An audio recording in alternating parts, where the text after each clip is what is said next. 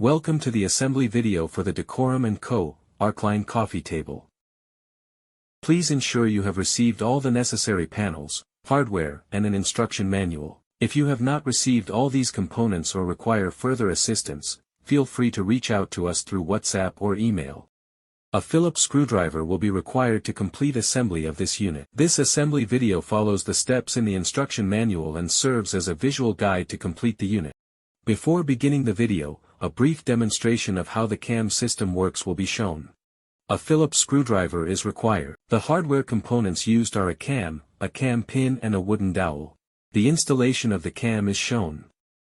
Please ensure the arrow on the cam face the closest edge on the panel with the corresponding hole.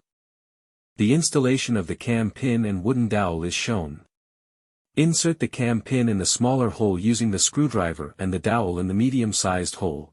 To secure panels together, place the cam pins over the holes with the corresponding cam and use the screwdriver to rotate the cam in the clockwise direction. To remove the panels, rotate the cam in the opposite direction. Please follow this visual demonstration of the assembly process for the Arcline Coffee Table.